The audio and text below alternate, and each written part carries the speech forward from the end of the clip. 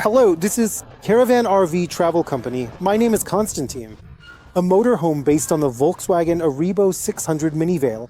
You could also call it a passenger motorhome based on a minivan. Yes, just a passenger motorhome. The thing is, they're not very big. Look, the length of a Toyota Tundra passenger car is exactly the same as the length of this motorhome. Basically, it's a passenger car, but it has beds. It has a kitchen, it has a toilet, it has everything a motorhome needs. Why do you need them? Well, let's say you want to go on a trip with your wife, just the two of you. Very, very far away. So far, in fact, that, for example, one couple took a trip in a motorhome like this, well, about this size, all the way to Thailand. Naturally, if they had gone with a bigger motorhome, they wouldn't have been allowed on the ferry that runs between China and Thailand. But with this motorhome, no problem. Or let's say you need to go on a business trip, somewhere about 300, 400, or even 500 kilometers away. There might not be any flights, but you still need to stay overnight, right? And there are no hotels nearby.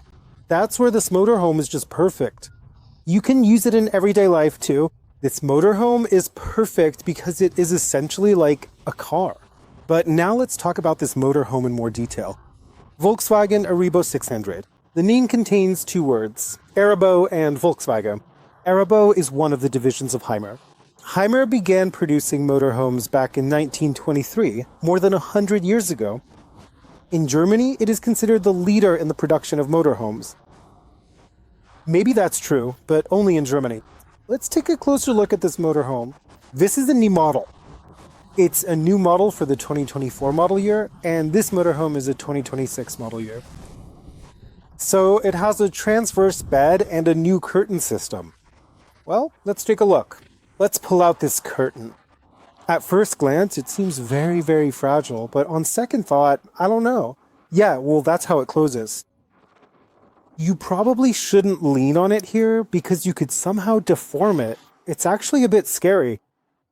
That's how it closes. Let's do it again. Let's open and close it like this. And then it also has curtains on the windshield. You need to clamp it like this.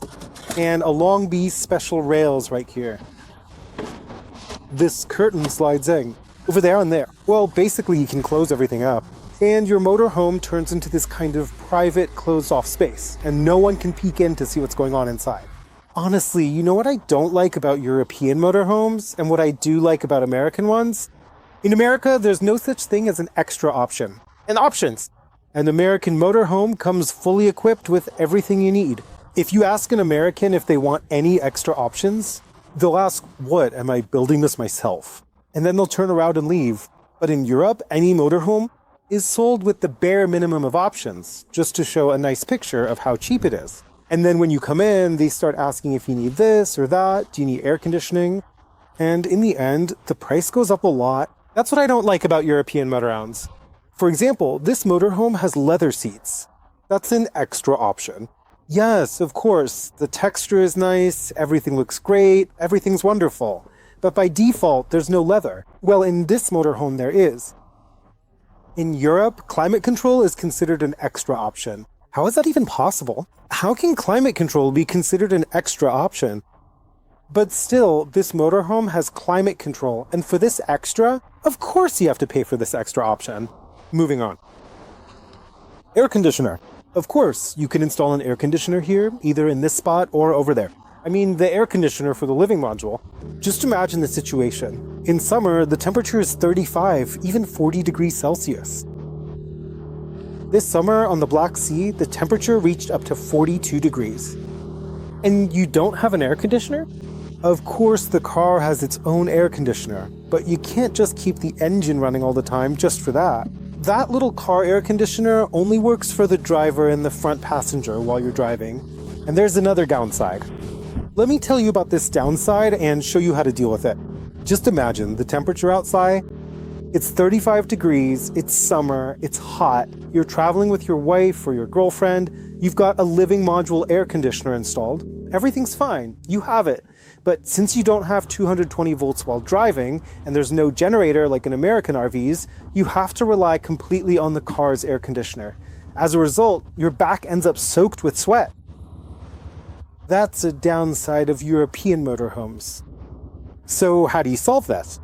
The goal is to make it so that the living module's air conditioner works while driving, so you can travel comfortably in the heat. How do you do that? It's actually very simple. So look, right here. Here we're installing an American-style receiver hitch. It's a regular tow hitch, but instead of a ball, we insert a platform. We have them in stock. We bring them in from America. Yes, you can make one yourself too. We put the platform on, and on the platform we place a small generator. Why small? Yeah, small, about 3.5 kilowatts, so you can pick it up and move it like a suitcase. It absolutely has to be outside, never inside under any circumstances. We start up this generator and connect it to an external power source. That's it, and now you have 220 volts on the move, and your air conditioner works while you're driving.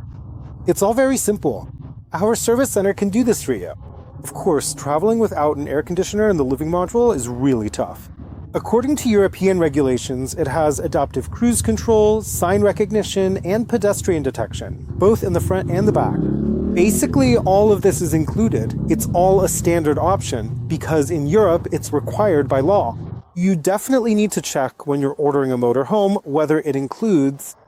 In the configuration you choose, check for seat heating, because it's not a custom option. You have to order it. Sometimes it's included, sometimes it's not. Next, the steering wheel. The steering wheel can be plastic or leather. Leather is also an extra option, so you need to check that as well. And the handbrake, it can be a traditional manual one, or it can be a button.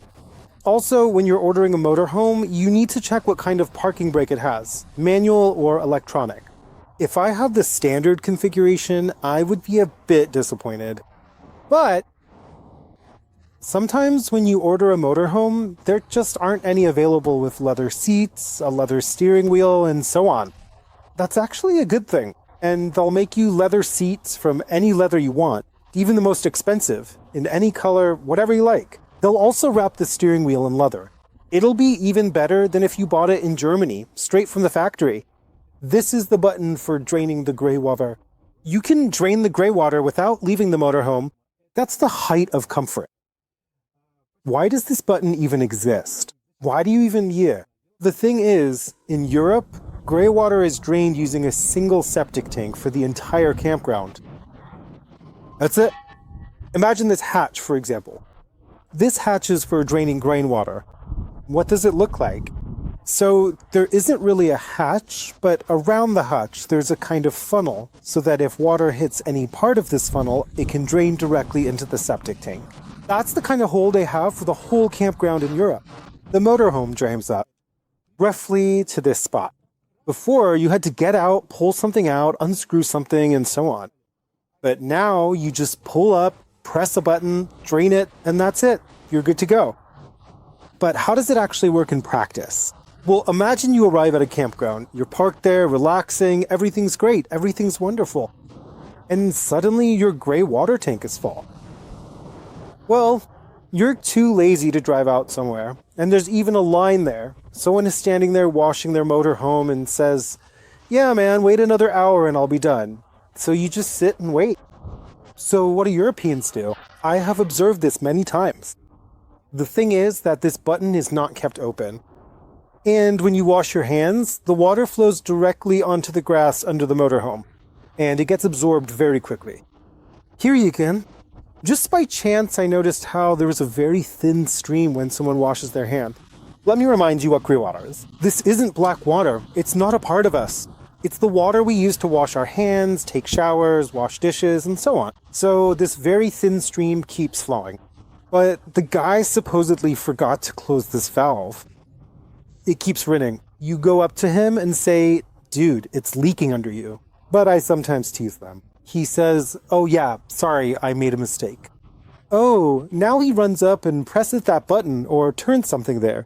The next morning you come back and it's all the same. So the button is there for show. You can just forget about it and keep it there. Okay. The layout is absolutely standard for a minivan, but there is something here that I can't explain, in the good sense of the word. Well, let's compare the heating of this motorhome with the heating of a Chinese motorhome. The fact is that all Chinese mobile homes, without exception, have Webasto heating. Webasto was invented to quickly heat up a regular engine in severe frost conditions.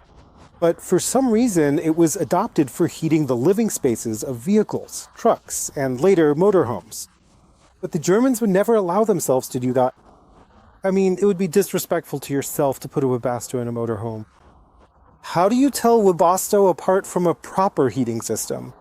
Webasto is always just one vent that blows warm air. And that's all it can do. It can't heat water, this Webasto. It can only blow air out of a single vent. This motorhome has a heating system installed. It's a Truma Combi, a combined system. So it both heats the space and heats water. This is the system right here. And you can easily identify it. Look, see how many vents there are? 1, 2, 3. Here's another one over there. Well, let's take a look. Here's another one, that's 4. Here's another one, that's 4. And now Staus is going to show us one more. This is the vent where the hot air comes out. It's in the bathroom. The Truma Duo Combi system, as I mentioned before, both heats the motorhome and heats the hot water. Whereas in Chinese motorhomes, the Webasto systems only blow hot air out of a single vent. But there's a special feature here. What's unique is that the Truma Duo Combi system in this motorhome runs on diesel.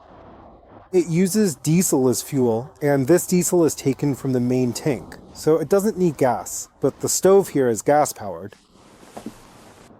Look, here it is, the gas stove. And for this gas stove, 2 huge tanks are installed. Tanks like these. Let me show you where they're placed. So for the small 2-burner gas stove, 2 tanks are installed. Here is where they're installed. Right here. Here. You know, the guys made a joke here. They installed them once and that's it, for about 10 years, for the entire lifespan of the motorhome. The energy capacity here is such that you could drive it to the North Pole to hang out with the seals, or somewhere like Fukuoka or Yakutia, where the cold is the harshest. Basically, you'll have enough energy. The fridge, thank God, is 12 volt. It's a compressor fridge. Finally, no more absorption fridges here. Next, this thing right here. Is a pull-out? Well, I don't really know. Andre says it doesn't rattle while driving, although honestly, you could just stick a piece of cardboard in here and that's it. But maybe over time it might start rattling, and here, well, I don't know. At the very least, you probably shouldn't be pounding cutlets on it. Just use it for regular cutting. You should use it as a cutting board. So just be careful. Well, the kitchen here is standard. So 2 gas burners, a small sink, and a shelf for storing things. Next, these holders are there to prevent anything from flying away while moving. These are the hooks that can be moved. By the way, this new thing, these hooks, we haven't seen anything like this before.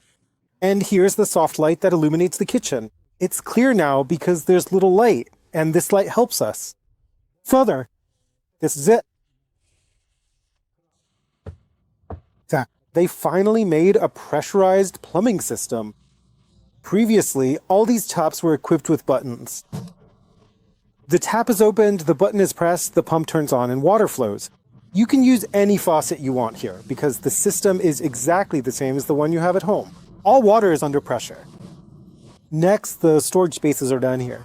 Maybe I shouldn't have stood there, but still, I'll show you anyway. So this is the first spot for forks and spins. There's not much vertical space here, because after all, there's not much room. Even this piece right here. This part here isn't a shelf, because that's the refrigerator compressor, and we can't have anything pushed in there. And here's this interesting shape of the next cabinet. It's L-shaped, you see, because everything is taken up by technical stuff. The fridge on one side, the boiler on the other, so the cabinet has this kind of shape. There's also a mosquito net. The ceiling of the motorhome consists of 2 parts. So we can do this, for example. And we can also do this, and not a single mosquito will get through the ceiling. But honestly, I'm not a fan of ceilings from K. From Kavrov, some kind of Egyptian style.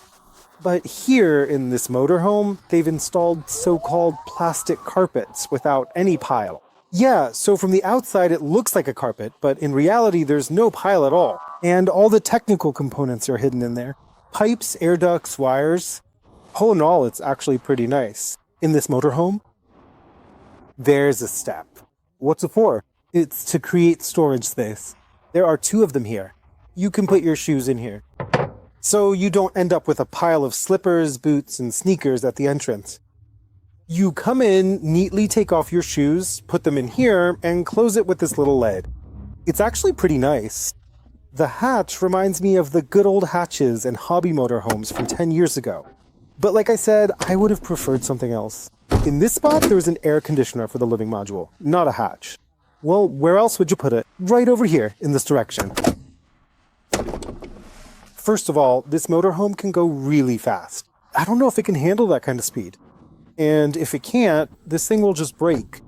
Well, maybe it's okay when you're parked for ventilation. But again, I'm telling you, nothing beats having an air conditioner. How does this window work? You open it up.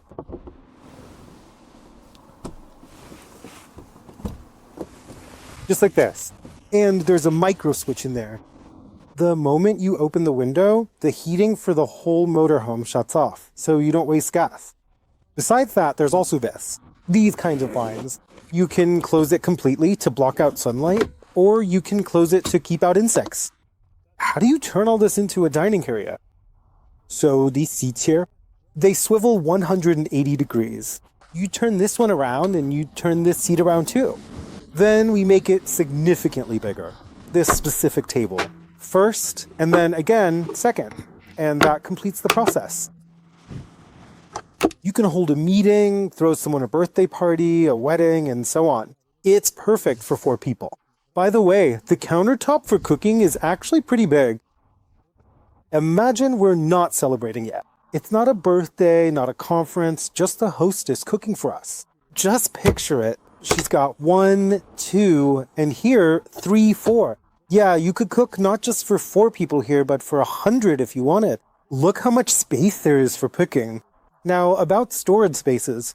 Check this out. There's a small shelf here with these rubber bands. You see that, right? So that little things don't fall out. Moving on. The storage compartments are actually pretty hard to open, but that's intentional. 1, 2, and here, most likely, is a plug. And on this side, there's the exact same shelf with a remote control. Here you can control all the functions, heating, check all the info, and so on. This is where the AGM battery is installed. This is the battery for the living module. Don't confuse it with the car's battery. The car has its own battery, and here is the AGM battery. So you have 12 volts even in places where there's no electricity at all. Actually, that's a whole separate topic, and I'll share my own opinion on it now. If I lived in Europe, I probably wouldn't pay much attention to this device. It's there, and that's fine. But here, we really need to pay attention to this thing. And first of all, we need to understand that solar panels, which we all want to install, aren't actually meant to generate electricity for making coffee, running the air conditioner, or charging our phones. Solar panels are meant to charge this AGM battery. And in turn, it gives us 12 volts, or sometimes 220 volts with the help of an inverter, but only for a short time. You could run an iron off this battery for about 5 minutes. I strongly recommend that if you have a European motorhome, you should install a platform here and put an onboard generator on it. This is a must. Here's a simple, basic example. Let's say you arrive at the border in Georgia at Upper Lars in July. It's hot and you have to wait in line there for 2 to 3 hours.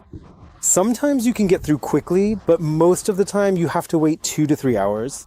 So how can you, with just this small battery, create a microclimate in your motorhome? I mean, power this powerful air conditioner from it. It's impossible. Of course, you could just put this generator down somewhere. You could put it here, but you can't turn it on here either. So you drive 100 meters, take it out, turn it on, then when you start moving again, you put it back. It's just a mess. But if you set up a platform here and turn on the generator, this generator can work while you're driving, and you don't need any battery at all. You'll always have a full 220 volts to power all your electrical appliances, TVs, and most importantly, the air conditioner. In other words, you'll be able to create a microclimate in your motorhome, the rear part of the Eriba. It features. So let's take a look at it now. Let's fold down this bed. Or unfold it. Basically, we'll get access to this cover. We open it like this. And now we have a clear passage here. Or you can put some heavy things here. Like the same generator, but you can't turn it on inside. Next, right here, there are rails for an additional accessory called a bag. I don't know why it's needed or what it's for. So basically, this is how the bag is attached. You can store things like chairs or whatever else in it, and so on. But I wanted to talk about something else. Look, right here are the tanks for fresh water. The tanks with clean water are hidden here. They get filled up right here. Rear. This is where we fill up the clean water tanks, but I won't open the lid. And during winter trips, an icy crust forms here. The thing is, according to the laws of aerodynamics, snow, a mixture of air, snow, frozen water, and so on, moves parallel to this lid. Here, these snowflakes are retained and a buildup occurs. A big, very big buildup. Ice, the lid becomes inaccessible. Here, they did it on that side. They made it possible to fill up with water here. From here. You see, right here, here is the lid. Here you can pour fresh water. This is an element of winter use of this motorhome. Very convenient. Every little detail is so well thought out here. First of all, this space is for storing something here, even something I don't know. There was simply free space. The computer probably calculated some free space, and the computer, or artificial intelligence, recommended making these storage locations. Next, this thing. Now let me show you how to turn this room and set up this bed. So look, we close it. There, it's closed. And now, with careful precision, we proceed to gently take hold of and then smoothly pull out this particular step, subsequently allowing us to securely and completely close the bed. Just like this. There we go. There we go. And we're done. A double bed, and it even has a convenient step to climb up here. This step isn't just for looks. The step is actually a really smart solution. The thing is, when you get up at night to go to the bathroom, you naturally try to get down from the bed while you're still half asleep. If your feet can't reach the floor, it can be pretty uncomfortable. You could even fall and hurt yourself. That's why we added a step, and we made sure that even with the step out, the bathroom door can open freely. This is really important for people who get up a lot at night to use the bathroom. You know, I've seen steps like this in some other motorhomes. They did add a step, but to get into the bathroom, you had to fold it up first. That's not really convenient, not ideal. Here, of course, everything is well thought out. The only downside to the step is that you can't open the lower cabinet. It's L-shaped, so don't put anything in the lower cabinet that you might need at night. For example, toilet paper or something else. You should store daytime items or things that aren't very important there. I want to draw your attention to this part. First of all, a huge cabinet for something. A pull-out cabinet. Big and long. What it's for, I have no idea. This thing right here. The thing is, these doors in winter sometimes let the cold in. Right through these gaps, even though there are O-rings, rubber seals, and so on. But still, this is the coldest part of any minivan. This is related to heat exchange. Well, it's a long story, but basically, this area is cold. That's why they put one Truma Combi system vent right here and not in the door. Instead, they made it so the warm air is dispersed in this direction. If you look here now, you can see this reflector blows warm air here and spreads it like a thermal film across the entire motorhome door. And of course, here's something that doesn't exactly make you smile. The heating is diesel, but it has the largest gas compartment in the world. At the factory, you can fill it up with gas for the entire lifespan of the vehicle, because this gas is only meant for the motorhome's stove. And the storage spaces are at the back of this motorhome. The thing is, they used every square centimeter for storage. So look here, even in the doors. There are built-in spots where you can put things, and everything is secured with elastic bands. Now here, 1, 2, 3, 4. This is the storage space in the sleeping area, and what's interesting is that the storage space back here is also secured. All of this is held by these elastic bands, so just imagine if they weren't there. If you put something here and the motorhome is moving, imagine your wife just decided to take a nap. You hit the brakes and everything that was stored here falls right on her. That's why, to prevent that, there are elastic bands here, of course. Now look, an outside kitchen. This is the first time I've seen an outside kitchen in a minivan, especially a European one. Let's say you're traveling in the summer.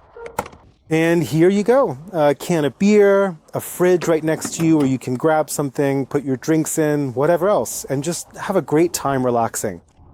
Such a simple solution. And this solution is called an outside kitchen or a summer kitchen.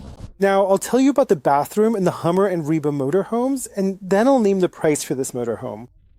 And after that, I'll tell you the price of a similar Chinese minivan, but without the toilet, so you can compare.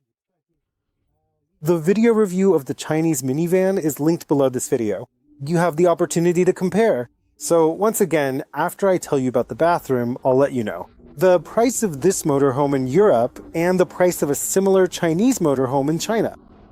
So, well, everything is clear here. So the toilet, a 20-liter portable toilet, a cassette bio toilet that you have to empty every day. But for a minivan, I guess that's forgivable. A sink. And a shower. This thing here can be pulled out. This hose, if you pull it out all the way, you can hang it up. Well, in the Chinese minivan, there is none.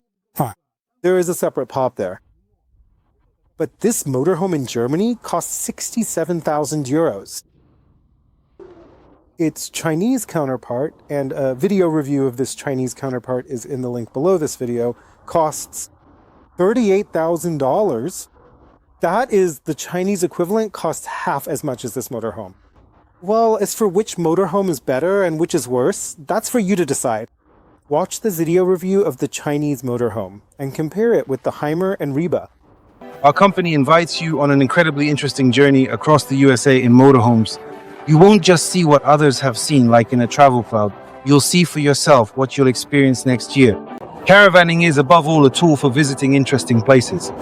The Library of Congress of the USA, and got to know not only New York, Niagara Falls, Washington, Atlanta, the birthplace of Disneyland in Orlando, the Kennedy Space Center, relaxed in Miami, and we managed to do all this relatively easily in 3 weeks, which is practically impossible if you use hotels and a regular car. But we also got acquainted with the world's most advanced technologies in the field of motorhomes and travel trailers. This is the Type 3 motorhome offered for rent, or you can travel here with 1, 2, 3, 4, 5, 6 people. For this trip is on the website. Guys, we're in a state of suspended animation. Right here, this is one of the best beach spots in the world. Right now, they're parking us. Look, each and every spot has this kind of view. These motorhomes are true masterpieces. Every motorhome, every trailer is a work of art. We're caravanning. Here are all our motorhomes. Well, 2 are missing. 2 are out driving somewhere. If you take a picture of each trailer, you get a real still life that you could hang on the wall. And let me warn you right away, if you're not joining us on our tour of the East Coast of the USA, that is, if you're not coming with us and there are children nearby, please have them leave the room and absolutely do not let them watch this segment. Otherwise, you'll start having problems like, Dad, I want to go to Orlando. We will be staying at the Creek Fire Campground. It's approximately 20 minutes from downtown Savannah. Most of us are still in shock from what we've seen.